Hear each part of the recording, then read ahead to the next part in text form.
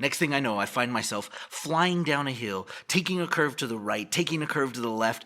I fly off the track right into a whole set of weeds and bushes and just about kill myself. Find out why on today's podcast. Hi, my name is Michael Johnson. I'm a ballroom dance professional, a life coach, and a peak performance expert. I'm part of a group of motivated people who are dedicated to attaining emotional mastery and unlocking our full potential. We don't believe others are responsible for how we feel. In fact, we don't believe anyone can make us feel anything. We believe in the magic of ballroom dance.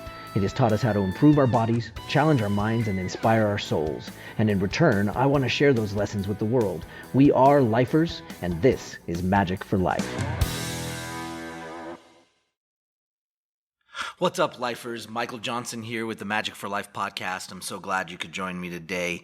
Hopefully the intro got your attention. I had the interesting privilege of going mountain biking this weekend, but not out in the actual mountains. We went to a mountain biking track, a course.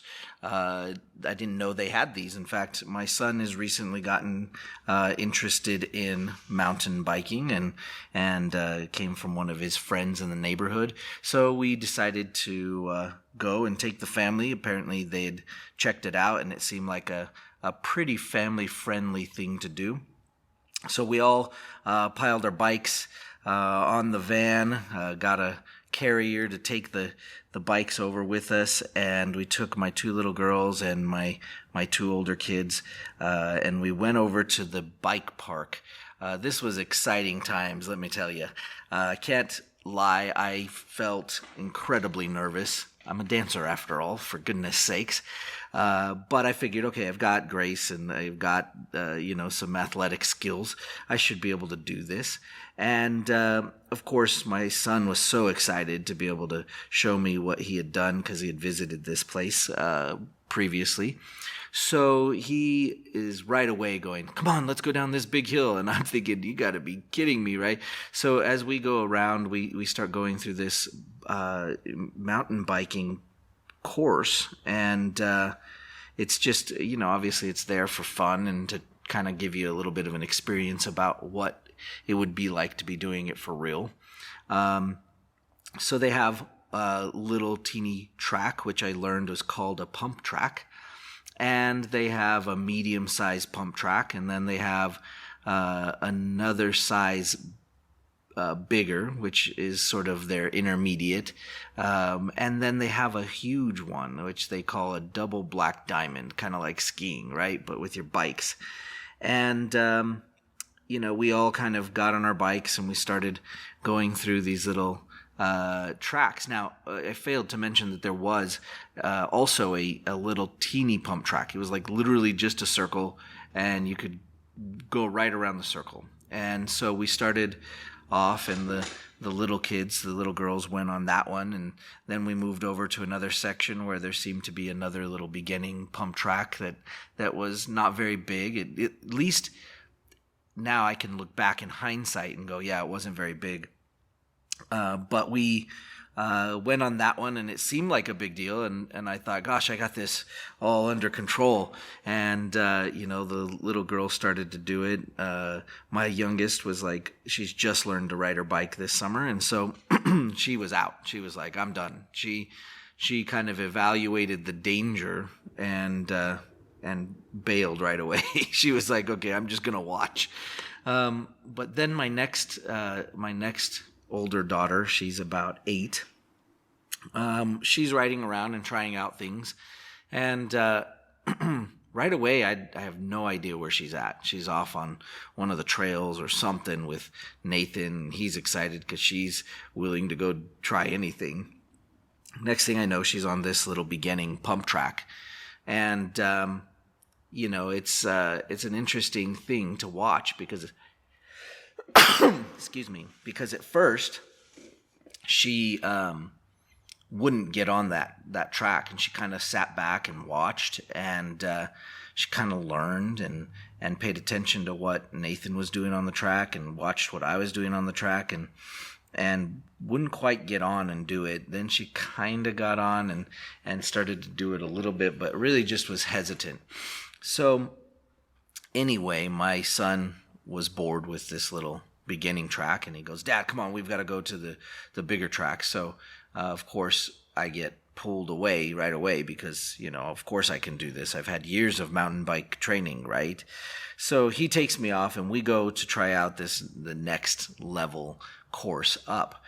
Well, progressively the family all migrates over to this other area where there's sort of what they call a beginning course. Probably for the adults, it's more of a beginning course. And then there's an intermediate course, and then there's a black diamond course. And so the majority of the people at this park are all over in this area, in this intermediate, beginning, intermediate, and advanced course. And we all kind of settle in over there. So, we're going down this beginning track, and about a few minutes in, we look around, and I cannot, for the life of me, find my daughter. She's not there, and this is interesting. I don't know where the heck she's at. So I ask finally, and my wife says, "Oh, I think she's still over at the other track." So, I kind of ride over about halfway and see, and she's still over at this basic beginning track. And she's going through this track over and over and over again. And she had no concern that we had all left and had gone over to the bigger tracks. She just didn't care. She was having a great time, and you could tell she was learning all the stuff she needed to know for that track. Well, about 15, 20 minutes later, she comes riding over to where we're at with the bigger tracks. And as you look at these tracks, in person, you look at them and you go, "Oh my gosh, these are much bigger." And you see, there's each of the tracks are kind of circled around each other. So the beginning track's in the middle, the intermediate track is the next level out. And then you have a couple of other tracks that are the advanced ones that are around the outside edge. So because of that, there's a little place to stand and watch, and some of the advanced riders are going on on these big tracks and doing these huge jumps and all this stuff, and so it's pretty intimidating. So as my daughter Jaina came over, she looked at that and she was like, "I am not doing that," because right away I was asking her, "Hey, you want to go on the beginning track here, the smaller one? You don't have to do that big one." She's like, "Nope, not having any of it." So it was fine. I've learned how she works, and I just said, "That's fine. You do whatever you'd like, and just watch for a minute and watch Nathan go on this track." And so Nathan went on the beginning track, and she was like, "Okay." She you could see she had a little moment where she thought maybe she could do it, but she had been over at that other little, really first level course, or that little pump track, for about an hour before that. And so she had learned all the skills she needed. Well, without any prompting from us, because that never goes well anyway, next thing I know, I see her walking her bike down over to this beginning track, and we look down. She's like, "I'm not going to do the first big hill." And I look at it and I'm like, "Okay, well, that's fine. You can walk down the first big hill and then right around the course." So she did that the first time, and you could kind of see in her eyes, like, "Wait a second, that wasn't so bad." So she does it again without going down the first big slope. And then she comes back again, and she doesn't tell us. She doesn't go, "Okay, is this okay?" She just gets on her bike and she flies down that first hill and goes around that beginning track. And literally nonstop, she just stayed on that track, on that beginning track, for another hour straight, just riding. And she did not stop. And she was scared out of her mind before of doing it. She didn't want to go and do any of it because the whole situation sort of intimidated her. But moving forward, she went through the same process she did on the earlier intro track, and she just kept going at it.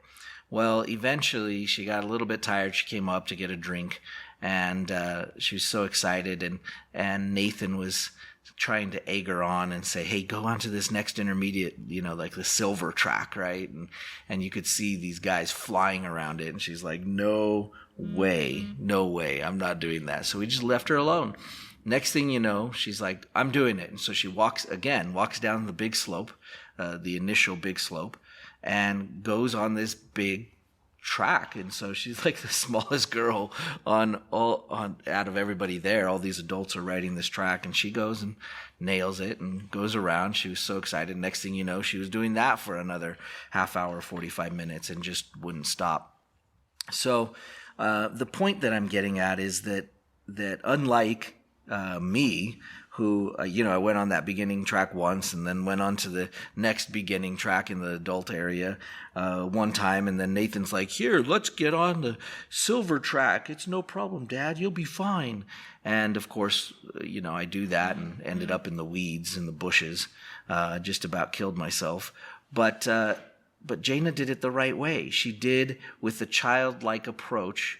Not childish, but childlike approach. She gave us the exact recipe for how to progress and how to get better and master skills that we need to learn. And it was simple. It was really easy. She started on the beginning track that was just meant to give you the basics.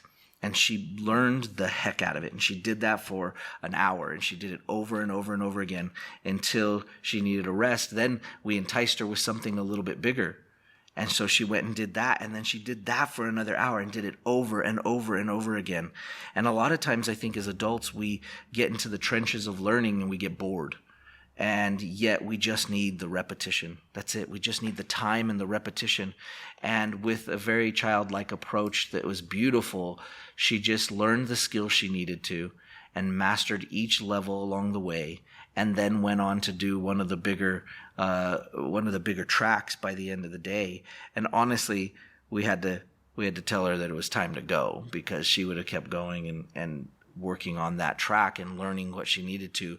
But it was such a thrill to be able to see her go through that process that we should all emulate, and we should all take into whatever it is that we're doing. It's a really simple process, Start with the first level, learn the basic skills, don't rush through it, and then as you feel more comfortable, you move up to that next level, learn those basic skills and don't rush through it, and slowly move through the process. Time and experience is king. And so this is a huge, huge thing that I learned from the weekend. So I hope that helps you guys. And thanks for joining me on the podcast today. Of course, at this stage, my new book is right around the corner. So if you're interested, I think in the outro, we'll talk about it a little bit. So keep your ears open, and hopefully you can check out the new book. We're excited to get it to you, and have a great day. See you on the next podcast. Bye-bye. Want more Magic for Life? If so, then reserve your copy of my new book. Get your copy at everyminutebook.com. Inside this book, you'll find the secrets to attaining the next level of performance in anything you do. Learn the secrets behind emotional mastery that'll start you on your new journey of being a lifer. Whether you're an athlete, a business professional, or an artist, this book will change your life forever. Get your copy reserved today.